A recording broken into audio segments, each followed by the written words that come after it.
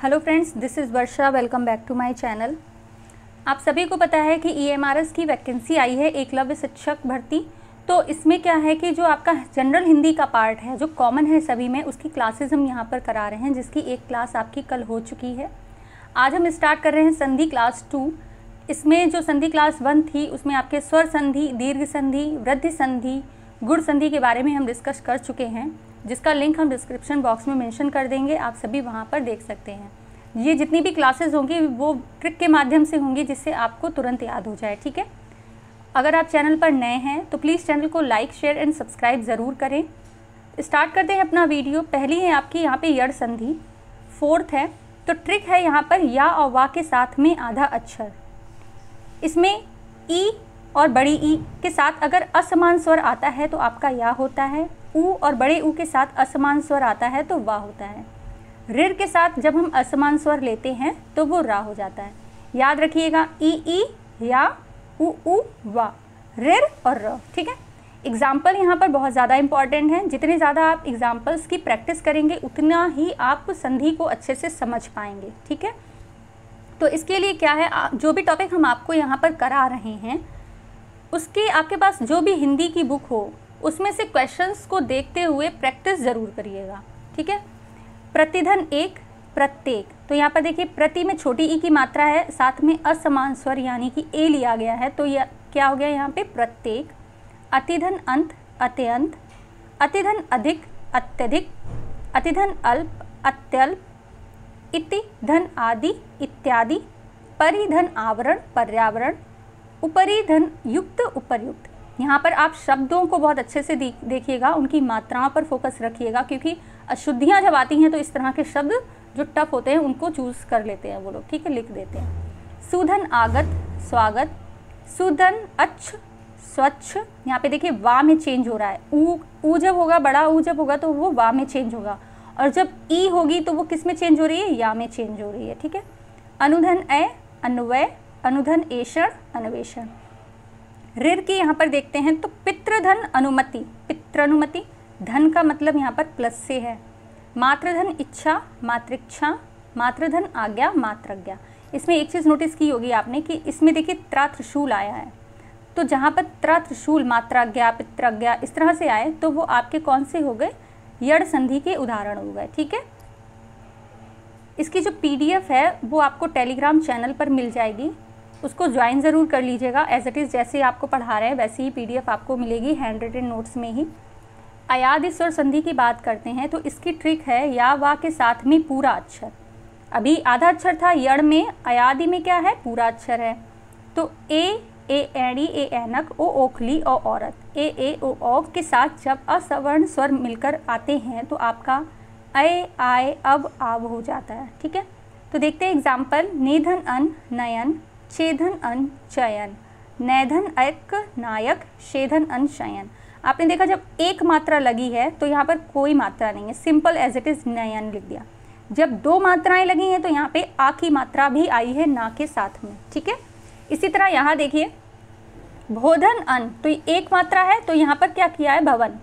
Simple सा, मतलब कोई भी मात्रा नहीं। अब यहाँ पर डबल मात्रा आई है, भोधन उक, तो यहाँ पर भावुक, भा के साथ में आ की मात्रा जोड़ी गई है। इसी तरह देखिए नौधन इक, तो नाविक। अब पोधन अन, पवन। तो जब एक मात्रा होगी तो सिंपल एज इट इज़ लिख लेंगे, उसमें आपकी कोई मात्रा नहीं जोड़ी जाएगी। जब डबल मात्राएं होंगी तो शब्द के साथ में, वर्ण के साथ में आपका आ की मात्रा जोड़ेंगे। ठीक है, पौधन अक, पावक। तो आई होप कि आपको जो स्वर संधि है वो बहुत अच्छे से समझ में आई होगी। आज हम व्यंजन के बारे में भी यहाँ पर बात करेंगे कि व्यंजन संधि क्या होती है। तो व्यंजन के बाद किसी स्वर या व्यंजन के आने से उस व्यंजन में जो परिवर्तन होता है वह संधि कहलाता है। ठीक है, व्यंजन के बाद में कोई भी स्वर या व्यंजन अगर आ जाए तो व्यंजन में जो परिवर्तन होता है उसे व्यंजन संधि कहते हैं। इसके कई सारे नियम हैं, तो कुछ इंपॉर्टेंट नियम जो है वो हम यहाँ पर डिस्कस करेंगे। देखते हैं नियम 1। नियम 1 क्या है कि क च ट त प, जब क च ट त प फर्स्ट लाइन आपकी आए, उसके बाद में स्वर या अंतस्थ व्यंजन आए, तो उसी वर्ण का आपको थर्ड जो वर्ण है वो लेनी है। जैसे का है, ठीक है। तो का थर्ड आपका क्या हो गया, गा हो गया। चा का थर्ड क्या हो गया आपका, जा हो गया। टा का थर्ड शब्द क्या, वर्ण क्या हो गया, डा हो गया। तो एग्जाम्पल से हम समझते हैं। दिग्धन अंबर, तो यहाँ पे का आया है, तो का थर्ड वर्ड, हमें का की लाइन का थर्ड वर्ड क्या होगा, गा होगा। तो हमने क्या लिया, दिगंबर। वाकधन ईश, वागीश। दिग्धन विजय, दिग्विजय। तो अब यहाँ पर ये समझिए, देखिए जगत लिखा है, ता आया, तो ता का जो ता वाली लाइन का थर्ड अक्षर क्या है, थर्ड वर्ण क्या है आपका, दा है। तो जगदीश। सतधन धर्म, सदधर्म, यहाँ पे ता वाली का आपका दा आ जाता है। ठीक है, तो ये चीज़ समझ गए होंगे आप लोग। नेक्स्ट है नियम 2। क च ट त प अगर आते हैं तो उनके में जब अनुनासिक वर्ण का मेल होता है तो अनुनासिक ध्वनियों में बदल जाता है। जैसे कि वाक में, वांग में। भाई जो का होता है उसका जो 5वां अक्षर होता है अनुनासिक, वो क्या होता है, ना। ठीक है, अब ता है तो उसका 5वां अक्षर क्या होगा आपका, ना। ठीक है, जैसे चित्तमय तो चिन्मय हो गया। षण्मास, षटमास तो षण्मास हो गया। जगत धननाथ, जगन्नाथ हो गया। सतमती, सन्मति। ठीक है, बहुत ही सिंपल लैंग्वेज में आपको समझा रहे हैं। आप जितनी ज़्यादा क्वेश्चन प्रैक्टिस करेंगे उतनी ही संधि आपकी अच्छी हो जाएगी। ठीक है, संधि को करने का सबसे अच्छा तरीका यही है कि एग्जाम्पल से सॉल्व करिए। छा संबंधी नियम देखिए, यहाँ पे क्या है, जब हम हर्ष स्वर और दीर्घ स्वर के साथ में छा शब्द लेते हैं तो छा से पहले आधा चा जोड़ दिया जाता है। देखिए यहाँ पे आधा चा और छा। एग्जाम्पल्स देखते, संधिधन छेद, संधित छेद। दोनों ही वर्ड शब्दों को एज इट इज़ उठाया और बीच में क्या जोड़ दिया, आधा चा। अनुधन छेद, अनुच्छेद। वृक्षधन छाया, तो ये क्या हो गया, वृक्ष छाया। दोनों ही शब्दों को एज इट इज़ उठाया और क्या जोड़ा है, बीच में चा जोड़ा है। ठीक है, परिधन छेद, परिच्छेद। तो ये छा संबंधी नियम है, इससे भी क्वेश्चंस एज इट इज़ आते हैं। वही एग्जाम्पल्स यहाँ लेने की कोशिश की गई है जो आपके एग्ज़ाम में पूछे जाएं और जो पूछे गए हैं। अब मोस्ट इम्पॉर्टेंट है आपका ता संबंधी नियम। देखते हैं यहाँ पे ता संबंधी नियम कि जब किसी व्यंजन के बाद में यहाँ पर चा और छा आ जाए तो उसको हम चा में परिवर्तित कर देंगे। ये आपका आधा चा है।